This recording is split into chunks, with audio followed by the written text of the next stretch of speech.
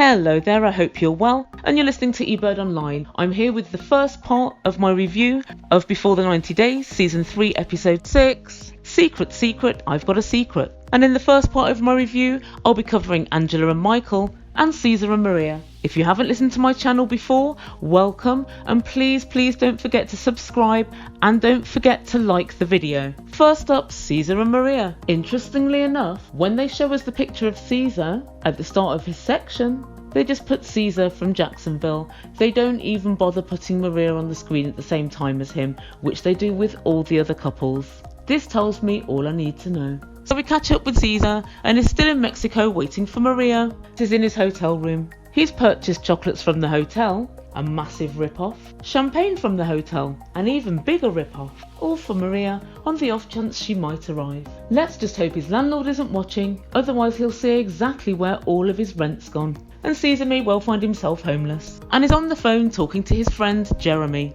Jeremy's asking him a few questions, all of which we've been asking him for the last 6 or 7 episodes. Jeremy asks Caesar when he last spoke to Maria. Caesar says 4 days ago. Jeremy says, why are you so confident that she's still coming when she's let you down so many other times? Why do you trust this girl? Don't you think this is all ridiculous? I'm paraphrasing now because I really can't be bothered to say it all again. Caesar says, I'm not worried at all, directly contravening what he told us last week, saying, I'm getting really worried now. Caesar, at least try and keep your fake narrative consistent. Shout out to Jeremy. Hi Jeremy, if you're listening. You have a beautiful accent. Absolutely gorgeous. I could listen to it all day. Before he goes, Jeremy at least wishes Caesar good luck. Caesar, you're such a bad actor. If you really were excited about her coming, you'd at least be smiling. Caesar's face is completely straight and completely expressionless. He goes back to the room and finally gets hold of Maria, and she texts Caesar to tell him her flight was cancelled. How would she know? She didn't even go to the airport. He tries to call her, but she refuses to answer. And the question that Caesar has is the question that we all have. Why didn't she tell him yesterday when the flight was supposed to take off? Why did it take her until today to say? Caesar tells us he doesn't know what to say. Caesar, say nothing, and that way we don't have to listen. We leave Caesar at this point, and it finally ends with him speaking to Maria. And so the clear insinuation is that by next week, we'll find out what her excuse was this time. And next up, we have the delights. There are Angela and Michael, and we first see them as they're driving through Lagos, and they run into some trouble. So there's some cowboys on the street, and they put spikes in the car tyres of Angela and Michael, and I'm guessing it's in an attempt to extort them. So I'm guessing they say we'll take the spikes out as long as you pay us a certain amount of money. Michael's not having any of this, and he jumps out of the car to remonstrate with them. Welcome to Lagos. And that's what we call a welcome to Lagos initiation ceremony. Michael tells us he's worried about his fiance because she's white. I think for exactly that same reason you're a target, Michael, because she's white. These cowboys thought they'd get double the amount to take the spikes out of the tyres. But you have gotta love Angela, because she is fast on her heels. Without a moment's thought, she dives out of the car and she joins right in the middle of the fight. Oh, if only they'd known who they were dealing with. As Angela jumped out the car, there was actually one really funny moment, and I thought her stomach was so big she had to lift it up to actually propel herself out of the car. But once I'd watched it 2 or 3 more times, I realised she just had a bottle of Coke in between her legs, which she had to pull out first. But that did amuse me. Go back and have a look, it's quite a funny scene. But she was out of that car as quick as a flash. So there's about 5 or 6 guys all standing around, arguing with Michael. Angela wades in, she punches one in the head. She's screaming, let go of my baby, let go of him, leave him alone. And she tells us she doesn't mind going to a Nigerian prison. Although let's face facts, she's never been to a Nigerian prison. Although I do have a feeling that people in a Nigerian prison would be scared witless if Angela descended on them. They managed to resolve the issue after Angela had punched a couple of people in the head. And then the crew from TLC got involved, and they took the spikes out of the tyres, and they continued on their way. Angela wasted no time at all in emasculating Michael, as she loves to do, and she tells us, my baby's balls have dropped, and she clearly loved to see him fighting, shouting and swearing. The air was as blue as the pills would be later, and for Angela, this was just foreplay. She rushes him back to the hotel room, where she makes him put his Trump shorts on and then begins said foreplay. There were yet more scenes in which the Ebird was forced to avert her eyes. I'd like to say it was just from embarrassment, but the scene was actually turning my stomach. She painted him with chocolate paint and began to lick it off. Angela, Michael is chocolate. You couldn't even see the paint. Michael tells us, I miss my baby. And Angela tells the film crew, y'all gotta go. She's ready to get it on with her man. She tells us she's missed having sex and she can't wait to get started. Later on in the episode, we catch them going to the beach. As they're driving there, Angela's breaking his balls again and she's telling him, you're still not out of the woods yet because of the shenanigans on your birthday. And as you guys remember, Michael was supposed to wait until Angela came over to Nigeria to celebrate his birthday, but he decided to go out with friends instead on the day. Angela, you've stopped him working because you want to know where he is at all times of the day and night.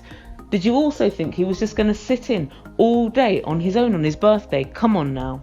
But she's still very angry. And as they drive towards the beach, and she tells him, who paid for those drinks that you had on your birthday? Angela, how do you know? Maybe his friends treated him. But even if they didn't, the money that you give him is his money. If you stop somebody from working and you stop them from having an income, I think it's absolutely fair enough that they take the money that you give them and treat it as their own. Angela, if you sat back and thought for a moment, you'd know that was out of order. So they drive towards the beach, and as they pull up at the dock, they look at the boats, and Angela asks Michael slyly, have you ever been on a boat ride before? Michael looks thoughtful and says, yes, my uncle took me on a boat ride before when I was younger. And as quick as a flash, Angela's mood turns sour. You see, because Angela has set him up. She saw a post not long ago on Facebook and she could see Michael on a boat with some of his friends, and there was girls in the background. And so she knows he's been on a boat far more recently than when he was a child with his uncle. Now, admittedly, the girls weren't sitting next to him and there's no suggestion that he knew the girls. But yes, Angela was right. It wasn't a single-sex boat. There were females there. Michael says, but I didn't even know these girls. However, Angela points out, but Michael, you are still lying. And it's absolutely true, Michael. What's the reason for this lie? I can't work it out. If it was all above board, why didn't you just say, yeah, I went a couple of years ago, or I've been on a boat many times? Why not mention it, and why pretend you haven't been on a boat since you were a kid? I think Michael's got to come to the conclusion that Angela is a smart cookie. Whichever way you look at it, every time you lie, she catches you out in a second. Even when she caught you out cheating before, she said casually, did you just get a BJ? He said, yeah, I just got a BJ. She lulled Michael into a false sense of security by imagining that was no big deal. And then she went wild, as well she might. Michael, as Just Judy often says, on your absolute best day, you are nowhere near as bright as Angela on her very worst. Get a clue and realise Angela is always one step ahead of you. She tells Michael, take me back to the hotel room. You're not sleeping in the hotel room tonight. You're not coming back to the hotel room at all. We're finished. I've had enough of you and your lies. That's it. We're done. And poor Michael has been caught out again. When Michael was fighting the tow truck scammers earlier, he said, oh, in Nigeria, you've always got to be alert. But somehow, when he's with Angela, he manages to switch his alertness off. All we want to hear, Michael, is, what was the reason for your lie? I can't imagine what it is, but whatever it is, it better be good. And I think the main issue with Michael and Angela is, Angela is so much older than Michael that I don't think there's any realistic sexual attraction between Michael and Angela. I think that she loves him, or she thinks she loves him, but he literally just wants to get to America. So whatever's happening here, whilst he's in Nigeria and she's in America, times it by 10 once he gets to America. If they're having all these problems now, there's pretty much no point continuing this relationship. So guys, let me know what you think. Do you think Michael's lies? Do you think Michael's lies are just to protect himself because he's innocently hanging out with friends, but he knows that Angela will go mad? Or do you think there's more to it? At this point, I'm beginning to think that he is super shady, but I also just think he might be a compulsive liar. So even when he's not up to something, he finds it quite difficult to tell the truth. Who knows? Let me know what you think. I do read all of your comments. And please, if you haven't done already, don't forget to subscribe to my channel. And don't forget to press the like button if you enjoyed the review. Next up, I'm going to be reviewing Rebecca and Zied and Tim and Jennifer. Stay tuned for my next review. You've been listening to Ebird Online. Ciao for now.